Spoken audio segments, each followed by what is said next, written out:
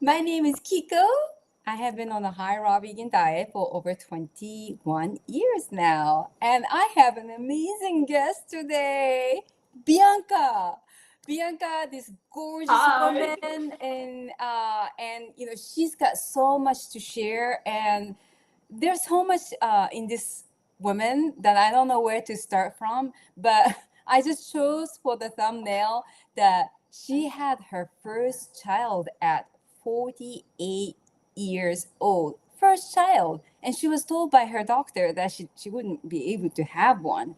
And we are like, my second home is I always say it's New York. And, New York is your home as well. And we've got this New York connection. And I'm just so honored to have you on this live. So thank you so much for being available in this. You're a busy mom, busy wife. You've got your own business going. And I'm just really amazed how efficient you are. You always respond me so quick. And I know that, people who are the busiest, they respond the fastest. And you are so Yeah. quick.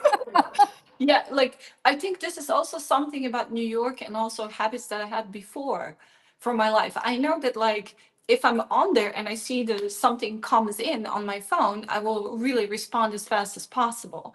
Emails, I'm not so fast because I don't check them that often, but like social media, whatever pops in, it's I'm in action. I'm happening, like why waste your time and not do it now? Because then later you might forget. And then it did happen a couple of times that, if I wouldn't respond immediately, I would forget, Yeah, and it exactly. sucks because you feel guilty then, and Yeah. sad. Yeah, so this is a very hard-working woman with big heart, Bianca. So Yeah, would yeah, you like to share? Because there's you have so yeah. much information in you. Would you like to Oof. just share, who you are, when you started this healing journey, and where you are now? Yeah. Thank you so much, for having me here and giving this opportunity that I can share this and maybe help somebody else. This is the most important. This is why we do this, right? Um, the thing is like it's so much life to live. It started actually when I was 16 with the war, then terrorist attack when we were in Manhattan, and this influenced my health in a very negative way, despite the fact that I was living always healthy. I was always, vegetarian, which is not good because my mom would feed me a lot of dairy, because of Mm. to compensate not eating meat, and that really hurt me. My teeth, my bones. This was my negative, maybe even liver that I got from her. So, but this whole thing started already when I was 4, and I was being very sick child. Mm. Yeah. So basically, very long time, like over 40 years, right? I've been doing this in some way, and I didn't even know that I'm doing it. Like I would just decide when I was really ill, I had like an ear infection or throat infection, strep throat. My mom should just give me like I didn't want to eat anything, but like for instance, oranges or mandarins or something citruses, right? And that was normally in the winter time, and from Croatia they would bring that fresh, and I would just eat whole day citruses, and next day I was fine, and my mom didn't even give me antibiotics or anything. But going forward, then the war, I basically moved to Oxford, Melbourne, Amsterdam. I was trying to find my home where to feel safe because I felt so unsafe, and it hurt me so badly, to basically see like a real genocide happening, to your family, to your people. So that really hurt me. Luckily, after 5 years, this stopped, and I moved to Oxford as exchange student. Was a very good student, always a very good academically. In general, I was always loved to study, always loved to go deep into the topics. I still have that, of course, so that's why I'm here, right? Um, and on top of it, I wanted to be first medical student. I wanted to be a doctor, but then I changed my mind because when I came to the information time, just like these people were just so obnoxious. So I then decided to go architecture, but I did study and prepare to enter the medical school. So I have like a lot of education in traditional like medical field as well. And later, after doing my master's, I did like advertising jobs in New York City, as first as just normal designer, and then I became executive, creative director. I really loved that job, but it was so stressful. Like it's all the time, and it was like I feel this workaholic stage of my life in New York was part of me escaping the loss that I have after 9/11. First of all, like I lost my unborn son because of poisoning from debris that fell on us. And then also my marriage, we just couldn't handle. I was also very young, of course, so we couldn't figure out how to go over this big loss and tragic, experiences. And at some point, I ended up even like a homeless and starving. Yeah, because he got really upset, and I ended up in the middle of the night, on the street. So, I know that because of that experience, I know that you can do anything in your life. You can pull yourself from anything, from any darkness, anything. But the worst part was that I was suffering pneumonias after 9/11 for probably 3 years, like constantly almost, As soon as a little bit my immunity fell from whatever, maybe it was cold, maybe I overworked myself, maybe I didn't sleep, at all almost. So I would just get ill. And that's why I started basically popping antibiotics as, like nothing, like it's candy. Wow. Yeah. And this is something that really didn't damage my health. And also, I've been diagnosed already on 9/11 in 2001 that probably I won't be able to have children, officially. And then later, I did 7 IVFs, and even with somebody else's egg, all kinds of things, like everything you can try, right? First, I did all the natural paths to kind of become mama, didn't work out, from Ayurveda to this to that, like whatever I could think of. And the interesting thing is that in Manhattan, I was mostly raw because my apartment in East Village in the city was right next to the raw vegan restaurant, Quintessence. Oh my And I would God, I like, used to go yeah, there so often. you really, We might have come across. I was there from 2000 until 2005. yeah, so this is something that kind of like just happened, and luckily I had enough resources at that time already to be able to afford, and like I was lazy, so on my way down to the work I would just stop there and get like some kind of smoothie or something and go. I did have a little bit of like a hiccup and I think addiction to the matcha. Because I love Japanese culture. I need to admit, the Really? whole Harajuku girls, all that stuff. I love this stuff, Yeah, all these you're like so yeah. characters. Yeah, you're very good in passion. Like you're very passionate. But it's. I'm sorry, I have to stop you because yeah, you've thrown so much information. You Yeah, wanted to become yeah, a doctor. You wanted to become an architect, and you became a yeah, creative director. It's like just yeah, for the career wise, you have done so much, yeah. right? Yeah, And I was studying a lot too much, and mm. then I changed completely direction, like, after my mom got ill. My mom got ill about, I think, 12, 13 years ago, something like that now, with diagnosed with third stage colon and ovarian cancer. And this is where all of like my knowledge from before.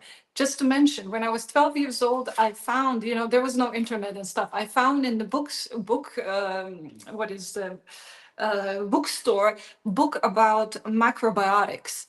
And I was 12 years old at that time. And Wow. I read that immediately and I wanted to try everything, So I started preparing food like that. And my mom was like, Jesus, she's going crazy. You know, what is she eating? The raw potatoes and cabbage and this and that, like I like sprouts. And, I was experimenting with that. And then later, maybe when I was 18, 19, I got next to the Budapest is a Gerson therapy center.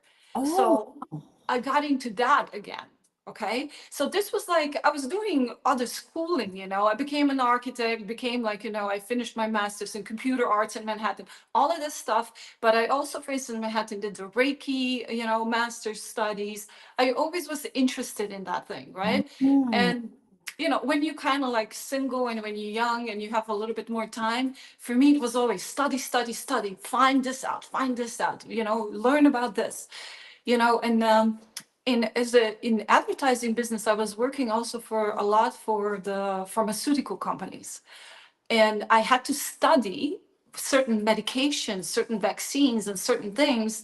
And this is where my like ethical started becoming like it started becoming in a way like it became in a way of what I believe in and what I'm about, you know, and being vegan, right? And all of this stuff is basically came from testing on animals and cruelty.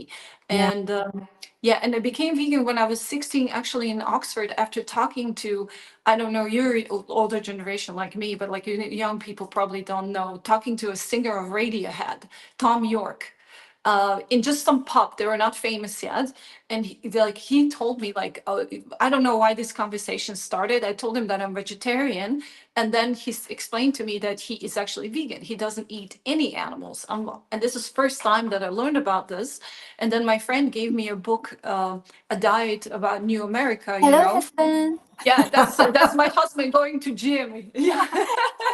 Say hi. Workout. Yeah, so you know, he also did detox specialist school, and he also been, you know, detoxing. He's like all about it. He's plant-based with some hiccups, you know, when he travels with his business. So I'm very proud of him too, you know. Oh, that's so Yeah. important. Of course. I mean, what else can he do, right? He's with Bianca, so of course. So he must be a Superman too, right? And Yes. he is, for sure. He is. I Mm. must say, like, I'm so happy to have such partner and to have he's such a good dad. Unbelievable, unbelievable. Like I never expected, you know, like I sadly did not have dads who would be involved in my growing up. It was all about my mom. So now having somebody who is so involved into raising children, it's incredible. Love it. And he's Uh, also He's a great mama also. oh, I bet. I know that. listen, he's just gonna pick up something to drink, and I think he's gonna go. Yeah. Is that okay? No, that's not okay. Yeah, okay. No, okay, forget it. I'll do mine. Yeah, he'll survive. He'll survive. So basically, oh my God, like we're so hot in here. So yeah, that's like a little bit of my life story. Let me actually tap myself a little bit. And yeah, what would you like to know? Because you know, then I can go a little bit more into details about it.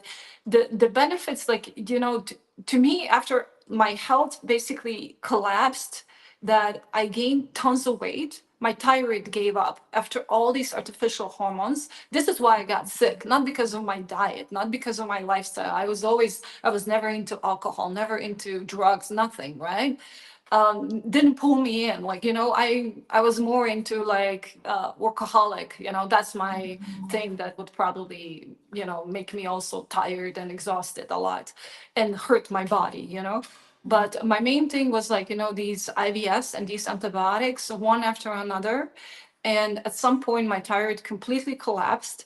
After the last IVF, they gave me the shot of very strong, some kind of new invented hormones. I don't know, you know, to really stimulate my ovaries, right, to get as much as possible eggs out of me. And you know, I knew better, but at the same time, the wish to have children was so strong How long ago? that I would do anything, you know. Which year? How long ago was it? 2013, something like that. 2013, Okay, 2012. 12 Yeah, years ago. Yeah. yeah, about that. But at the same time that my mom was ill. So to continue that story and this story, so she actually, we went on because there was oranges in Croatia at that time. We went on super duper just orange fast with her for 2 or 3 months about, and I had like a doctor that was taking care of her. That it was my ex school friend, like from high school, you know.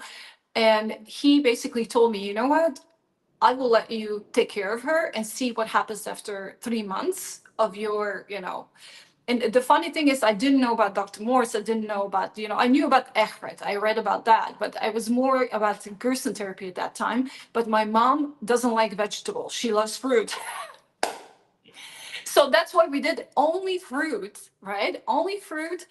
And after 9 months, I mean, we were checking every 3 months her tumor markers, how the cancer is spreading, what's happening in her body with this doctor, right? Who was my ex-school friend from high school. And he said, she's doing better. Just keep on doing what you're doing. After 3 months, Oh, her tumor wow. markers went down. And then after 9 months, her tumor markers were perfect. And she was pretty much healthy. It's incredible. And this is first time that I've seen this happen. But what I didn't know that I can apply this to myself, because I got sick at that time with, you know, these hormonal treatments. And my thyroid went completely like, the numbers were insane. But at some point, luckily, it went down to 9. And that's when my husband discovered Dr. Morse. And I listened to one video from Dr. Morse, right? I was like, of course, the fruit. What the heck is wrong with me? You know, the fruit is the magic. It can help me too with all kinds of things. It can help everybody with all kinds of health issues. You know, it kind of put together. I thought, okay, just it was coincidence that we healed her, maybe, you know, and so yeah, so then I started doing detox. From the stage, I gotta tell you, if at that point I think I'm gonna die, because my thyroid was really bad. I gained tons of weight in 2 months. I think 20 kilos. Wow. I was like this, like all of a sudden, and here, like it was all swollen, this part, so like almost like a goiter. And on top of it, I was so depressed. Every day I would wake up and thought about how I want to die today. No kidding. Of course, didn't eat Wow. much, but I was gaining weight, didn't eat much, was gaining weight. Mm. And so I threw myself directly into this detox, no transitioning. But I didn't do something super crazy, I did like fruit all day and fresh pressed juices to start my day, oranges, because I believed in oranges since I was a child. This memory came back, Yes. Yeah. So I would do a lot of fresh pressed orange juice. And of course, because of my mom got healed also, we did a lot of oranges. So this is also Orangehelia, my nickname. Yeah, That's I where it wanted to comes from. ask you this, so I'm so happy Yeah. that you mentioned This it. is where this obsession with oranges is also happy fruit, because like, I was extremely depressed, super sick, couldn't really walk properly anymore. And I forced myself. My dog would come to me and make me, walk. So we lived in Düsseldorf at that time in Germany, which was like very dark, but I still did it. A couple of times we would go to Croatia to get some sun, on the beach and stuff. But I was doing really well. But then after 6 months, there was a sale in organic store of grapefruits, organic grapefruits. And I bought 2 boxes of it. And I just decided, okay, I'm going to do just grapefruit juice for some time. Oh my goodness, that was a big mistake. I Really? finished in hospital, like almost from the fear. But then my husband said to me, I think you're just having a really strong healing crisis. So I was in bed with 40, 42 almost. It was between 40, 42, which is like degrees Celsius fever, which is, I was like I couldn't What? stand up, sweating. I was like swimming in my own sweat, That's so dangerous. 42? Yeah, it was really going up, right? What Wow. is that? 105 Uh-huh. over, right? Yeah. So it was really, really dangerous, but I decided to trust my body. The pains, I had stones coming out of my knees, the knee that I remember as a kid falling with my bike on and getting like a lot of damages. Stones, little stones that probably when I fell, like, were stayed inside. And that knee hurt me a lot, that like, then I can tell you spider veins, varicose veins, skin, because my skin was, because of these hormonal treatments, I had like acne everywhere. I couldn't go out without the makeup. It was horrible, right? So all of this stuff I had to tell, like, I can't even tell you what was happening with my body. And 4 days, I could drag myself almost only to the bathroom and nothing else. And then all of a sudden, I started feeling better. and better, and started walking again, going out, added to my diet. I figure out, okay, I can't be doing any more of this grapefruit juice fast anymore. This is too much for my toxic body, you know? And so as soon as I started adding all this stuff, I kind of started recovering, and I started feeling incredible, incredible, almost like going from, I don't know, 80-year-old body, 80-year-old old woman's body into 16-year-old old body. No pains, no nothing, totally happy.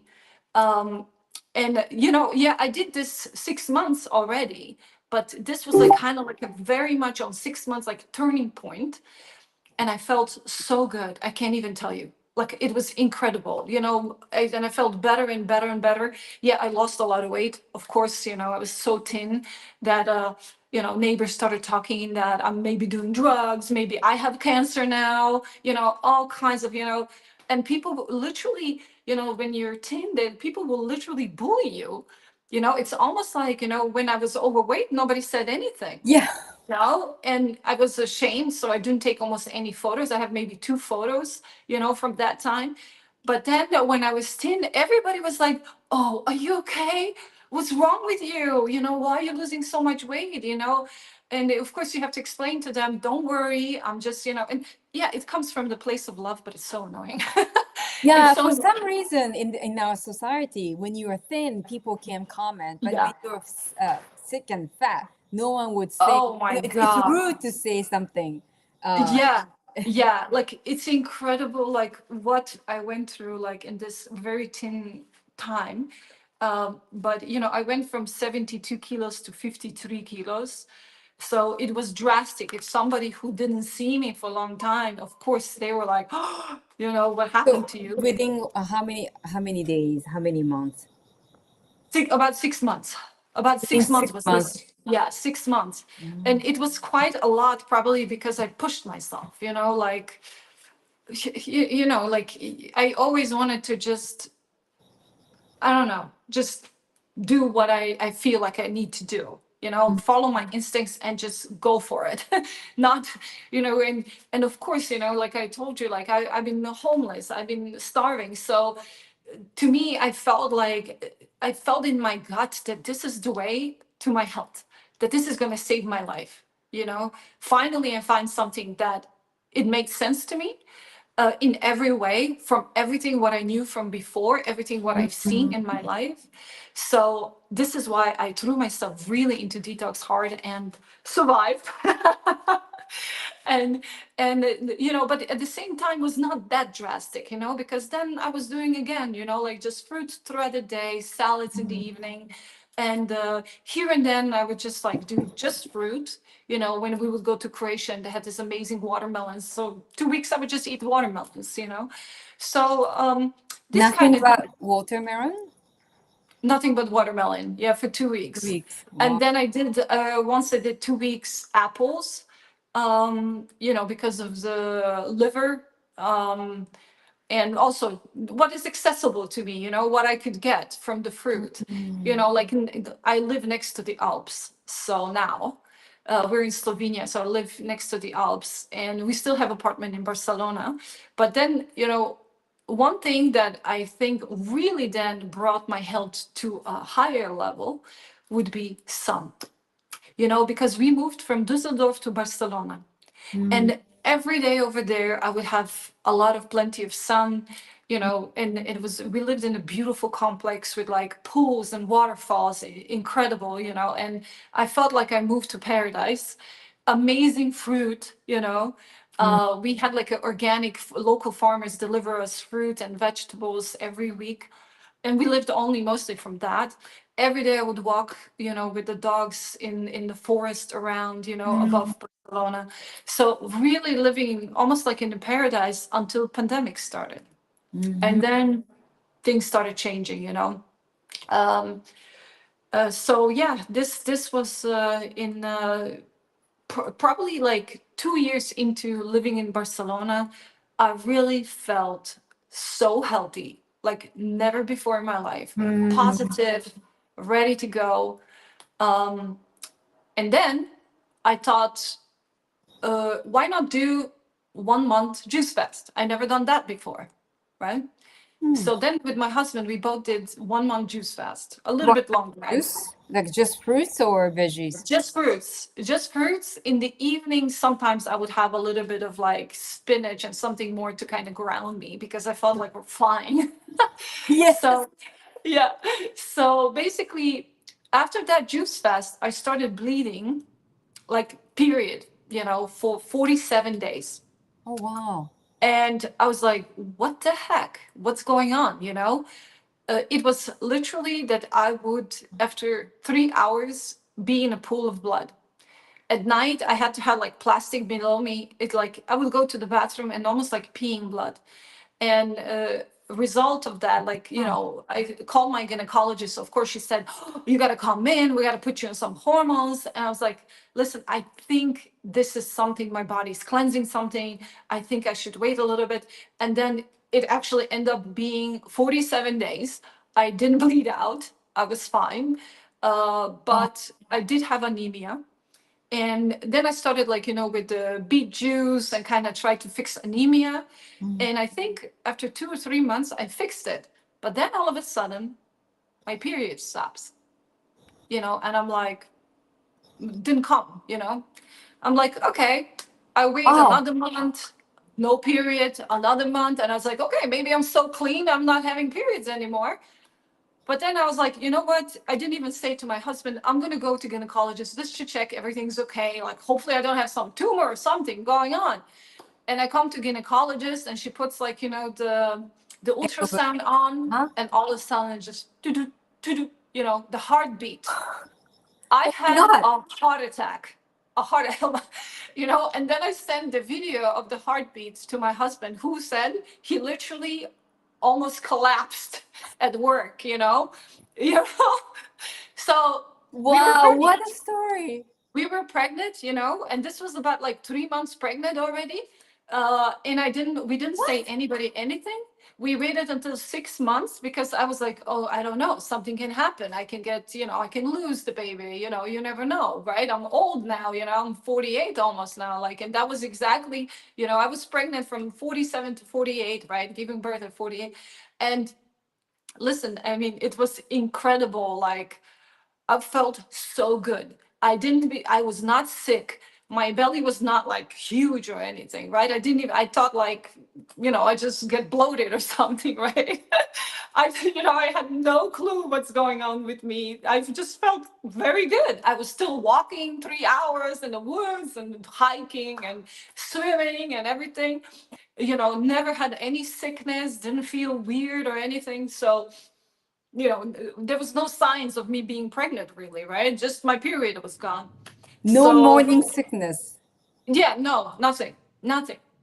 I'm telling you, like, even I was driving in a car, I went on a train, we were flying even in between, nothing. I didn't feel weird at all. I felt so good, like, and on the month 6, I said we actually made it public then and told parents and so on. And the interesting thing is that, like, everybody was like, wait a minute, like, how is this, like, all of a sudden now you have the belly, right? All of a sudden it started to show, right? And I felt so good, insane. And I still kept on going, or eating a lot of raw. I just added a little bit more avocado. I added fats, like good fats, right? Avocado. I started making my own coconut milk, and I made it like into, smoothies, and I was eating a lot of calories. This is where it started to show. Like, I was so hungry, right? I ate piles of fruit, piles of salads, smoothies, like, I think I ate about 5,000 calories. Really? Yeah, I have actually a video on TikTok. You can see what I was eating. Really, Wow. like, so much calories, so hungry. And also another thing is, like, I was suntanning the baby all the time, whenever I can. And then we moved to Slovenia already because of the safety reasons. And I was suntanning the belly as soon as I had the chance. I was suntanning belly, and he was so healthy. Sadly, on the month 8, still feeling incredible, everything. I had a very emotional stress, something with my dad, also in this Dr. Morse community, it's some jealousy. One of my clients, I just had one chat with her. She's officially schizophrenic, and she took herself off the meds against my advice and had an outburst of insanity. I can't tell you, like writing me such hurtful things, reporting to Dr. Morse and Dr. Morse's team. Dr. Morse didn't know anything, but Dr. Morse's team did not come to me and ask me, is this true? Is what's happening? And after that stress, my whole pregnancy started to decline. Like it started to feel really bad. my. I'm very emotionally, like to me, like emotions and, it gets to me. Like I feel that like, the emotions are the trigger for my illness always, even physically, physical illness. So this is something that really then got to me. And then, after me being trained, I was training myself and my husband for 6 months to give birth at home in water, all just us with the doula and the midwife. But sadly, it was a rescue mission. All of a sudden, I got contractions, but I didn't open at all, nothing, so they literally had to save our lives. I don't know. I feel that really it was angels watching over us. There was all the time, I remember now, 444. I had this number 4 appearing everywhere. I was in a room 44. It was 444 hours when things happen, all these things. They could barely, like the surgeon lady who did the C-section, she cried afterwards from the stress. They could barely he was wrapped inside of me with the umbilical cord 9 times around his neck, Oh around my his God. arm. Yeah, he couldn't move inside of me. So he started starving, he couldn't move inside of me. So then they basically cut me a little bit more than they should, so recovery, luckily we know how to recover. So that was good part, that I knew how to recover from C-section pretty well. And I didn't give up on breastfeeding. I was like, I'm going to breastfeed. I'm going to breastfeed. I'm going to breastfeed, And he couldn't, because he was so weak. He couldn't suck, he couldn't suck. So then after 3 days, I had this mastitis. Luckily, the fruit helped again, and sun tanning, my breast, because it was also the sun. And then he started slowly sucking. And then by month 1.5, 2 months, we were all about breastfeeding, and life was paradise.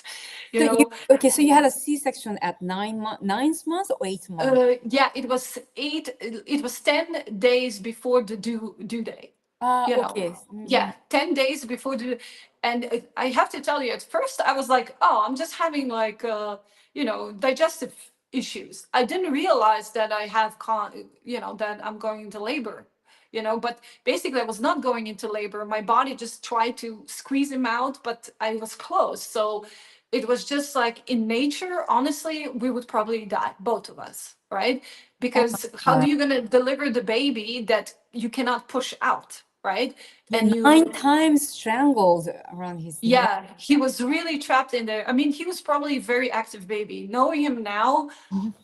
he's athlete of another world. This kid, it's just, I can't tell you. Like, he's, first of all, he's extremely healthy. That's He good. does get plant-based meals. In the kindergarten, we had to, sign everything for that, sign our lives away.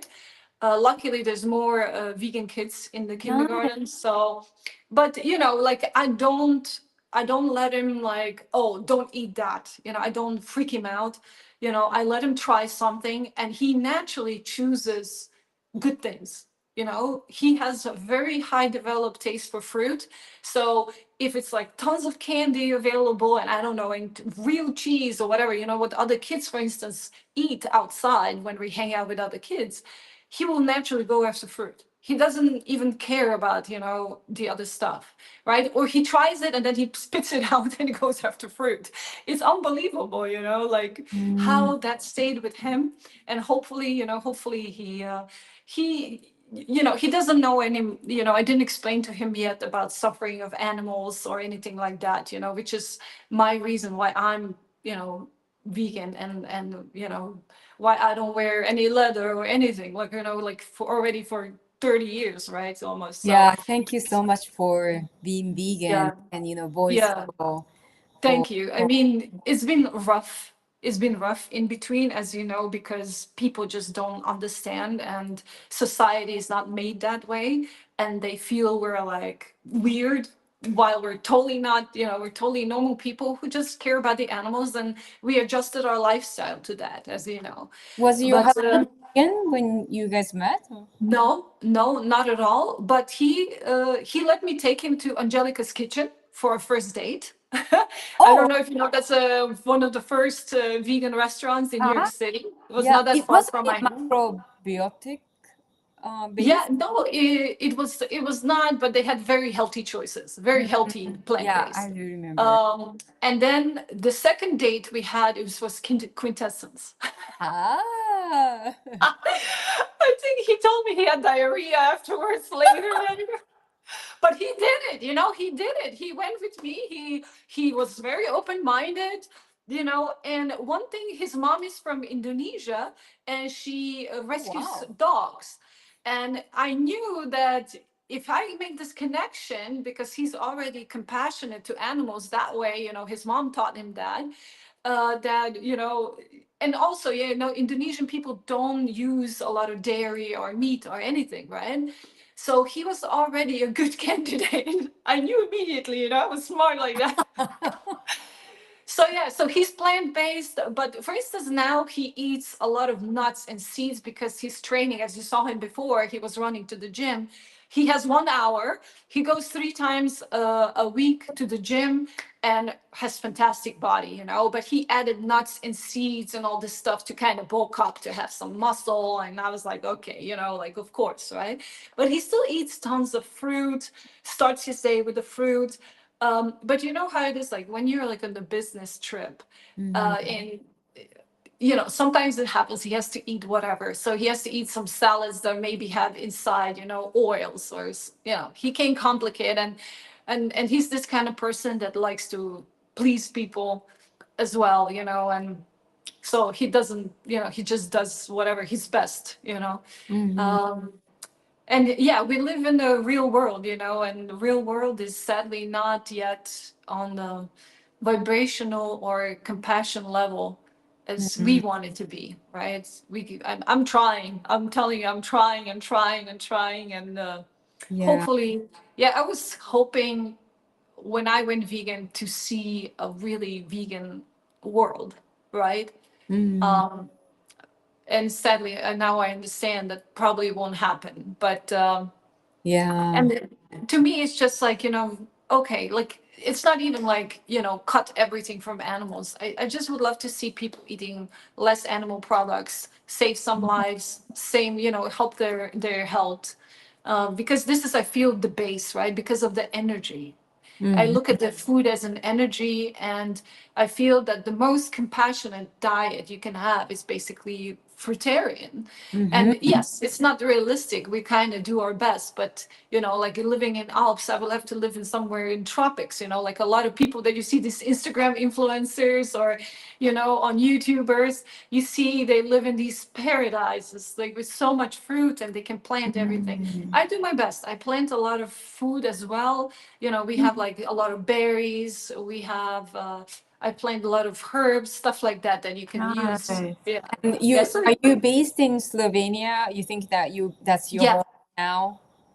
Yeah, yeah. We're gonna stay in Slovenia because it's still one of the safest countries in European Union. I really love Europe, right? I tried living, and I checked out Australia, and I felt like a little bit too isolated for me. And my husband is from Boston, so of course, US is always an option, and I love America. I love, you see, like before I came to New York, I was always, I had this really mean prejudgmental thing. Oh, Americans are all fat and they're all stupid. Like this, most Europeans like do, until they go there.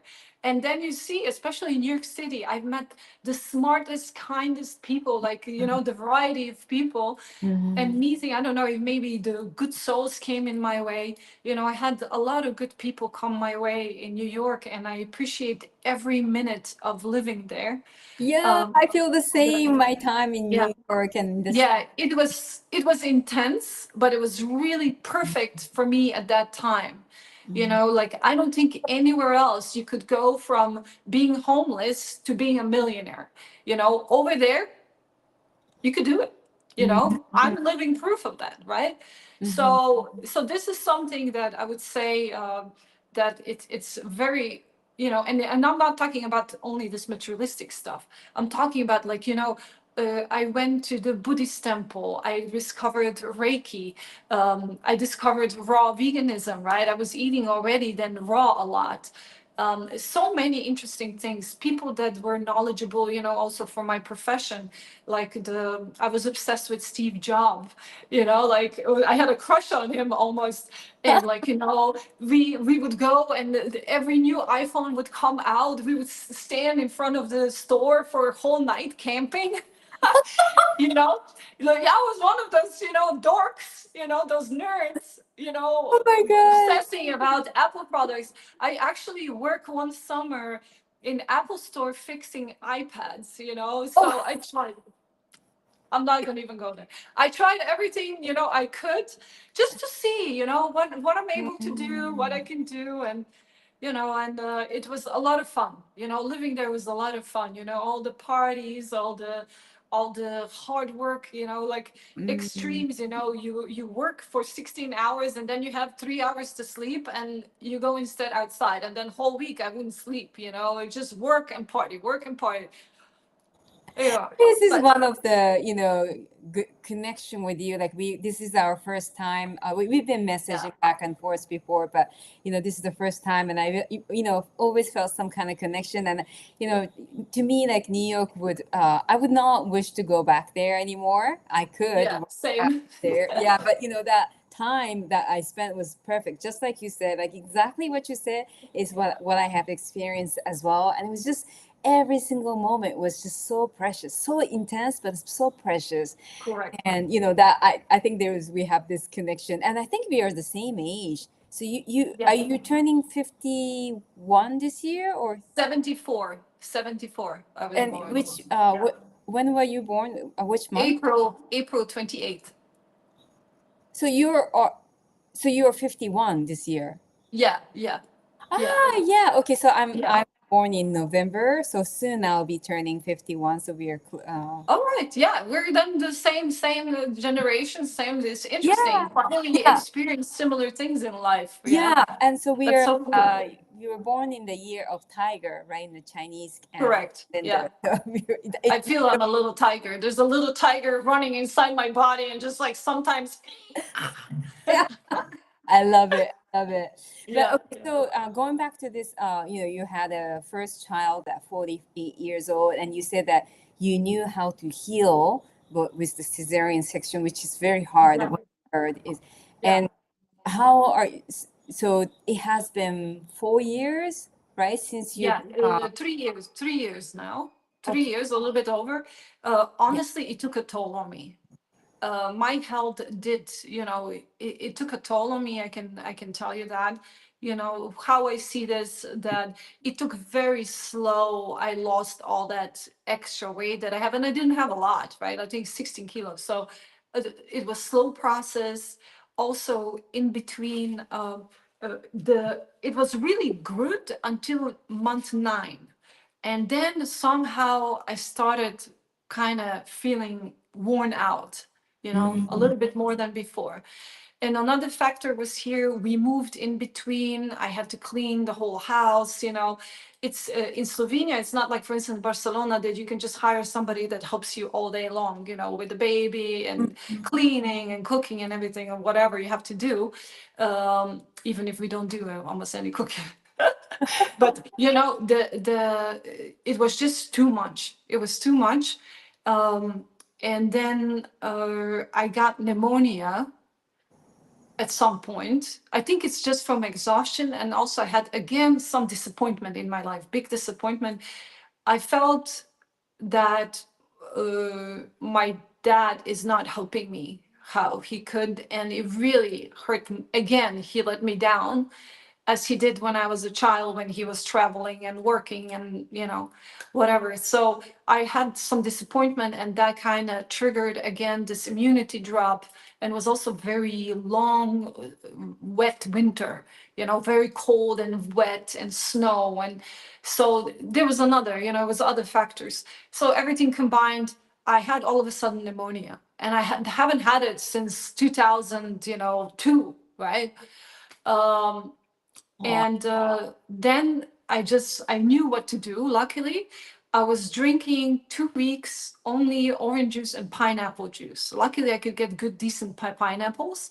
So I was just drinking this juice, and there was a little bit sun here and then popping in, like it's almost like universe was helping me, and after 2 weeks, I was fine.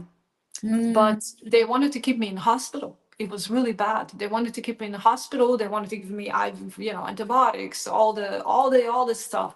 You're Wait, stay in exhausted. hospital for how many days? Oh, I didn't go in. Oh, you I didn't. signed that I don't want to go. I signed in that I don't want to go, that I'm taking responsibility for my own health. And I went home, and I prayed that again, that I did the right thing, that I'm going to be okay. And I was okay. I'm gonna stop you because this has happened to me in a different sickness. But how did your husband react to that? What was he? I mean, he must have been so worried, right? Did he wanted you to be hospitalized? Listen, the thing is, he felt probably guilty a little bit because, he was focusing already now. I mean, his job is very demanding. He travels a lot. And on top of it, when he's at home, he's really working. It's just, I'm alone. But now since then, we decided that he will take him to kindergarten, because I was also working at night. I started working and everything that was additional. And because it's mostly Americans, I work at night a lot, right? So then we decided that I can sleep a little bit longer, and he will take him to kindergarten and give him juice and fruit. So I always prepare all the clothes for him before I go to sleep, and I prepare the juicer and the fruit and everything. So, and then he feeds him in the morning, and takes him to kindergarten. And that actually helped me then get a little bit more time to rest and to have for myself a little bit, right? And also he started kindergarten, right? Because I wanted to have him at home until he's 3 years old, just take care of him myself. And, but honestly, I just felt guilty at some point because, I don't have mom around. I don't have dad around, there away. His family is in Boston, mine is like far away. So it was, because we moved here, there's not a lot of friends. There was no help. I couldn't hire people to help me really in the beginning because I couldn't find anybody. It's a little bit different system than in New York, where you can get anything, anytime. So it was just really me by myself with a baby, whole house, 2 dogs. So you can just imagine, am trying to work and help others on top of it. So it was very exhausting. And then with him, taking care of him in the morning, and kind of he pitches in also on weekends a little bit more, then it's good. I could recover faster, and I started, I got out of this exhaustion time. But it's interesting because when I was 8 months pregnant, I said, oh, if this is like this, I could have 10 kids, no problem. I can keep going. Yeah, and then life happens. But then because of this postpartum, right, and post what was happening afterwards, I just knew, okay, this is a little bit different ball game, and we were thinking about having another one, but honestly, just too much. It's just, I don't know. I'm just too tired, If it happens, it happens, but I'm keeping him in the other room. He has to sleep in the guest room mostly. And he's traveling a lot, so so it's like, yeah, this is the problem, because like he does travel a lot, 1 to 2 weeks per month, right? So it's basically half of our life he's Oh, traveling, more or wow. less. So then I take care of the little guy and dogs and home, and we have something else happening right now. My dad had a stroke, and he lives away, so I have to take care of another home and him a little bit more. And we were actually over there in my parents' home, because I don't know, like my mom, after healing her during the pandemics, she left us in 2021. Mm. And I honestly thought that her cancer came back. But after autopsy, it was actually she had 3 strokes and one heart attack that took her to the other side. Mm. So you can just imagine, this was another thing that broke me to pieces. My mom was my everything. She was like my sister, because I'm a single child. She couldn't have other children. So she lost two boys. So, you know, she was my everything. Like we were working together. She was taking care of my, administrative stuff. Mm. She was my best friend and mom, and supportive of everything. All my crazy stuff that I did in my life, she was supportive. So now losing her, I was like, what the heck happened? So, and then, they told me one thing, there was exactly during pandemic, they had a lockdown for 6 months. And I think she got pneumonia from the mask. She didn't listen to me to wear it here, underneath. She wore it always, and I think that's why she got pneumonia. And then they gave her 5 antibiotics, and somebody in the lung department of the hospital was diagnosed with COVID, and they gave everybody, you know what? And I think that's what influenced. I tried to bring her to Barcelona last moment, and she was doing really good for 30 days on juice fast and everything, but then just it was too much toxins inside her. I couldn't do anything, and You've we done lost her. so much for her, I'm sure, and I'm sure she Yeah. felt that. Listen, went through a million times what could I do better, but I couldn't come. Like when she got ill with pneumonia, I immediately said, Mom, just come here, just come here. But because of the pandemic, it was so complex, I didn't want her to get, so she had to go to do the test. And then my dad didn't let her go. Are you crazy? You're going to get ill. This is dangerous. You're already ill, but now you're going to go on the plane. And by the time I could come and pick her up from Slovenia and bring it to Barcelona, it was just too late. If I know that I would have a little bit more time, if I would have extra 3 months, I would could be able to fetch her 3 months before. She will be healthy and alive now, for sure. But it was just so far off, and so many toxins, and her body was just so saturated, and her organs already failed, and she already had stroke, as well, that I didn't know. But she was always saying to me, left side. And I was like, left side, why? I can't move left side, the left side hurts me. Like she would wake up and said to me like, oh, I can't move my left arm. But like I didn't put it together. Like, why would my mom had a stroke if she had pneumonia, Yeah. right? Mm. So it was just crazy, like thinking back, like you do your best at this every moment. And Yeah. I also, like, just there is also God and the universe, and certain destiny of each soul, that has to go through. So it was really rough on me, that, and she never met our son Arthur. She never met him. So that's my biggest sadness. But I feel during that hard C-section, she would always be there because of these spores appearing, and I felt like she's talking to me. Okay, because at first I didn't even want to do the C-section. I was like, no, I want to give birth naturally. And then 3 doctors came to me and said, like, how can you give birth naturally if you didn't even open? You're not open. Like, where is good baby gonna go, right? And then it's just like I heard her voice. You have to do this. It's going to be too late. You have to do this now. And that's where I decided, okay, I'm going in. And they literally put me on the table. I mean, put me on the trolley, drove me into the surgery room, and did the C-section. And then it was really, really hard, really hard. You know, yeah. My husband actually told me later that this surgeon lady was crying, but she also said that when she pulled Arthur out of me, he looked into her eyes, and she felt like she's looking into the eyes of like somebody who's 300 years old, not a just newborn that she pulled out of this woman's body, right?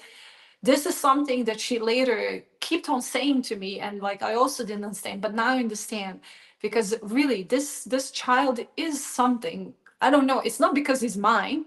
I could, I see him, other people, when we're on the playground somewhere, other people, like for instance in Vienna, we had like one man coming to us and said like, how old is he?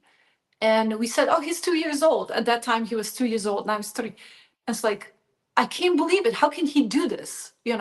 He climbs, he does, like physically, he's like a little monkey. I said all these bananas that I ate, you know. Really, we actually just signed him into gymnastics with one of the Olympic winners here in Slovenia, because he said like, you have to put him like, he's going to be privately trained, and because he's just so unbelievably athletically able. I was never like that. I was pretty good in sports. Like I love tennis, but I was more an artist, scientist. I see myself archaeologist. I was dreaming about being doctor. My first wish was to be vet, because I really loved animals. So Oh my God, Bianca, you're yeah, full of life. crazy stuff, right? That's amazing. I have been following you on Facebook, and I was always amazed. Like, I saw you moving to so many places, and you just had a newborn baby, and I see. I remember. I think it was like a Christmas time. You have managed to decorate your room, and I'm thinking, and I think at that time I was moving from Paris to Tokyo to Kyoto. And I have this tiny apartment from Tokyo and now house in Kyoto. But it's, I have no energy to do any kind of decoration. I want something very, and then you have a baby with 2 dogs and husband. I'm like, how does she do it? And I think you were injured also, like your toe. You had I a don't toe. sleep.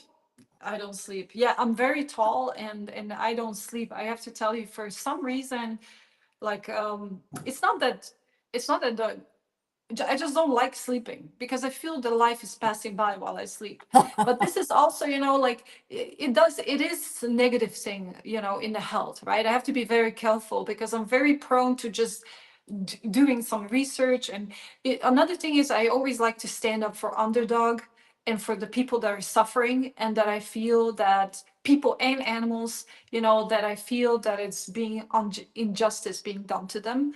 And that could be sometimes even dangerous, as because the majority of people don't like people that are different, people that are maybe better, because they feel jealous of them or something like that. Jealousy is something, and greed is something that I'm noticing is what's in the way of humankind of becoming better. And yeah, and this time, like they removed my Instagram, the mob, and I'm actually in a lawsuit next year against Meta. So, and I see similar things happening on my Facebook. My husband tells me, please just be quiet, don't push. I know you want to fight for the underdog. I know you want to fight for people that are, being hurt, and injustice being done to them, and they're minority in the world. But you have to just keep it calm until you can, express what you want to express. So this is something, yeah. But it's a good lawsuit, because it's very obvious that is being discrimination present. I mean, it's combination with my Instagram, I would say, of my this natural health posts and what I was saying about that and revealing that truth. And then another one is, this human minority that I'm standing up for on this planet that's been always repressed and oppressed and hurt in this world and for thousands of years. And then another one is animals, because the vegan minority is under attack, and the people just don't understand, right? I see people are just not educated enough, right? And they don't travel enough to understand that there's propaganda that, like, during pandemic, it's again like propaganda against this minority on this planet, so this kind of things, like people don't really like and I understand not everyone is like me, that I like to go and dig really deep into the topic and really go and discover, and I sit on a plane and I go on the side and I look, okay, is what they're telling me on TV really what's happening in reality, right? And this is right. And then also, is this thing is going to work on me or not? And I really, this critical thinking and researching, this is always, you become dangerous person when you go deep into the rabbit holes. And that's my conclusion, from what I'm seeing, right? The censorship. I mean, during pandemic, I was just posting, between 2019 and 2021, I was just posting science that was contradicting the mainstream narrative, right? And they blocked me altogether from Facebook about 6 months. I was blocked off the Oh, Facebook, wow. and for instance, like when I get some kind of harassment or abuse, I report it. They don't recognize it. They can tell me I'm, death threats, everything. I got everything, and Facebook doesn't do anything. But I can just say something that is, like, passionate. I call dead consumers, maybe somebody who's eating corpses to me, and they block me for like a month, So this kind of stuff that I'm noticing, and maybe they have me now as a target already, so I can't say anything wrong. I have to be always careful what I write, what I say. I can't hurt anybody's feelings. It's always like, oh my God, and God forbid I write truth, and facts sometimes. So, but I think I have really good lawyer, and he said, just be patient. We're in a process of preparing all the materials, everything, I'm trying to get everything. The funny thing is that Facebook blocked all the violations, their violations, that thought that I violated from the last, I don't know how many years. And I was one of the first people who joined the Facebook when it was available to the masses, I was one of the first people that went on Instagram. I'm very like into these, technical stuff, and I love technology. I love AI. I love all that stuff, despite the fact that I don't use AI now, really. So, but I'm interested in it. I learned about it, but so this is something that we'll see what happens. But I know that he told me I have like really really good reasons to kind of win the lawsuit big time, and gain also something out of it. It's incredible how much energy you have, because I mean, just being a mom and husband. I mean, you have a husband and you've got two kids. You two I dogs. clean my own house every week for 6 hours. So But you have someone to help you. no, I don't. Because it's just so hard to find somebody good. And also, I help my dad now and clean his house, and it's not small. And You need two to see gardens, Bianca. Oh my God! You look behind her. You have decorated so well. It's so like so clean, spotless, and it's It's like I have stuff on the table right now, because but you can see like a little bit of our garden here. This is all like berries here, So the berries are easy. The more harder part is like if you want to grow like, potatoes, corn, and salads, and like more demanding stuff, right? This is where it becomes harder. I can understand very difficult for you to hire someone because you do it so well that it's and Yeah. so fast. You get things done so fast. Yeah, That, and I had help in New York. Maybe last 5 years we were there, and I had help in Barcelona. 3 years, same woman. She was amazing, amazing. You know, so this is why. But here is just something. This there's not enough demand probably, so people are not as good, right? In Barcelona, I had amazing like woman, and we were actually became friends. You know, like she's so cool. And we were actually talking that if I have a child, she would kind of move in with us.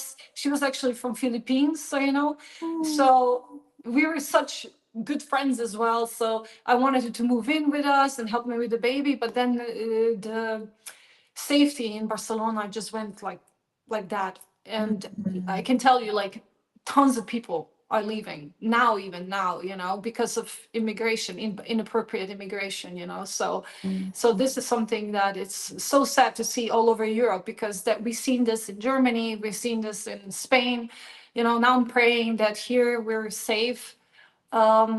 You know, but still, like I went to, you know, like Poland, Hungary, Slovakia, Croatia, Czech Republic. These are nice now the safest places in Europe, you know. And hopefully, you know, things start. I see Sweden working on it, Germany working on it, reversing the mistakes they made, you know. So hopefully this will sort out. yeah, the And safety is so important. I mean, that's the reason that I'm back in Japan. And yeah, you yeah. cannot replace safety with anything else. So, Listen, when my boy grows up a little bit, I want to go to Japan with oh him. So, you know, yes, and you're gonna be like, I'm gonna bother you. Like, this you is my gotta tell us where to go. Come and join us. Come with us. oh my You God, it'll know. be so much fun. Yeah, Yeah. yeah. I'm Even waiting for him to grow up a little bit so he can actually realize, you know. And then I would love to travel with him if we can, you know. If you know, if the husband might come along or not, I don't know. You know, we'll see how he's busy or not. But well, I he might be definitely want to. interested in like exchange students. I don't know. You know, we have quite Yes, good absolutely. universities. Absolutely. Listen, absolutely. You know, like I want him to be a worldly person and to, you know, to be open-minded and kind and compassionate, you know, and be a little bit like his mama, despite the fact that he is a lot like his dad. Like he's like a, you know, light version of my husband, like a mini Oh, husband, but with my colors. oh my Yeah, God. and yeah, and one lady who hasn't seen him, like he's 3 years old now, and she knows my mom. She told me his smile and is exactly like my mom's smile. Like this part of his, you Oh, know. wow. She said like I can't believe it. It's almost like looking at Marinka. My mom is Marinka's name, Maria, Mary. So basically, like it's Oh, almost as looking at her when he smiles. You know, the same smile.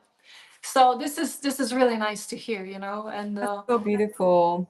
yeah, Uh, yeah. So this is really like, you know, I hope he has this you know, this strength that she had. You know, she was also like, I almost feel like she was a single mom with me, but despite the fact my dad was around on weekends and occasionally and stuff, I really feel that, you know, that she was the one who was pitching in everything, and also had like a full-time job taking care of the home, you know. wow, We just had like you. cats at the time. Yeah. Yeah, so Wow. very hardworking woman for sure, and Yes. successful as well, you know, So as well. yeah, you have learned so much from her. I Yeah, can see. It's been over 1 hour. It went so quick. You know, I just wanted. I want to again thank you and appreciate your thank time you. because you have zillions of things to do, and I'm so glad that you have so much energy. You know, you've got so much going on, but you still have more energy to give, and the world needs someone like you. So you do some consult. Like I just wanted to maybe you can end off with what you do as Yeah, a service.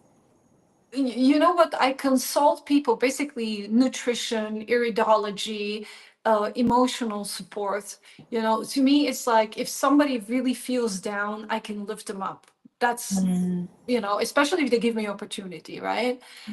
And if they're open to it. Of course, you cannot convince anybody, you know, you have to take responsibility for your own health, for your own body, for your own life, right? This is very important. But if the person decides on that, I can really give them that boost, you know, that boost that they need to really then succeed on their healing path, or I don't know, like even career. Like a lot of people report me that I helped them with even with career, you know, that gave them that little boost, that they more motivated and more focused, you know, and so on. But I think it's very like all in connected, right? Everything is connected. Energy, you know, if you eat energy, you're gonna be energy, right? If you like give positive, it's gonna come back positive. So Mhm. this stuff, and you know, like of course, you know, when you're such a light, you know, when you try to do so much good on this planet, the dark forces will drag you. I have that, you know, I have people that, you know, try to take me down and so on. Fine, you know, I'm ready, you know. um so that's why I constantly try and fight for the good, and try and, you know, and try and do my best to kind of still keep on going with the positive and so on. So yeah, like, so I also do like a written protocols, and or just, you know, whatever, if somebody needs just to talk to somebody, you know, about this whole journey, to just give like that basics, you know, to confirm what they know already, right? Mhm. I'm all about it, you know. I'm here to help, you That's know. great. Yeah, I have linked the Facebook page Orange Helia and feel Yeah, free yeah, to yeah, yeah. with Bianca. That's great. Yeah. Yeah. Yeah, the Facebook page, like on TikTok, like, you know, I'm active, but you know, I was very much active on Instagram and had quite some followers there. So it was sad, you know, when you lose it because of the mob attack. But at the same time, you know, it's, I haven't lost anything. I feel this is now opportunity to really come back with a million times more power, you know. I can't start a new profile or anything. um but I'll wait, you know, until next year when we win the lawsuit. Then I'm going to start a new profile, and I'm sure, you know, it's going to be no problem to build up again great audience, and a lot of people who want to, you know, who see a, you know, help in Mhm. listening what I have to say, or posting what I have to say, of course, you know. Mhm. Yeah, I do like also with addictions, I'm pretty good because of uh, I did suffer for a while anorexia in my life, very short time. It was not intense or anything, but I know now, looking at a lot of people that I meet, you know, suffering from that, or bulimia or anything like that. I'm really good also with eating disorders, or just somebody who's like overeating, how to help them, you know, change these habits, because it's basically habits Mhm. and, you know, addiction that they have to the certain behavior, Mhm. right? So also this positive thinking, you know, like you really have to like it's hard to explain to people, but you, there's not even one thing that will fix your health, right? It's a wholesome process. So Mhm. you have to go, I have like about 6 things that I touch base on. So diet, of course, is important. Mindset, movement, you know, sun exposure and how much sun you get, light, right? Life, energy. And then of course environment, that we change the environment, and environment could be also toxic people in your life, right? Mhm. And then of course it's this with mindset is also of course the emotional health, right? And you have to go through all of these, you know, and then maybe add a little bit of herbs if needed, you know. And I also have also tendency about the balance, you know, not to do too much extremes, but kind of balance out everything, right? Because if you're doing extremes too fast, you're gonna end up like me, right? It hit me really hard. And for my mistakes, you know, then I explain to people, well, if you want to do and dive into the intense, you know, detox, I'm all for it. I'll be here for you. I'll hold your hand, you know, Mhm. but you can do it also a little bit smarter way, That's right? fantastic. Yeah. Yeah, yeah, yeah. Yeah. So reach So out to Bianca, you know, if you resonate. I think the best, you know, once when you resonate, it doesn't matter the theory or, you know, the scientific fact.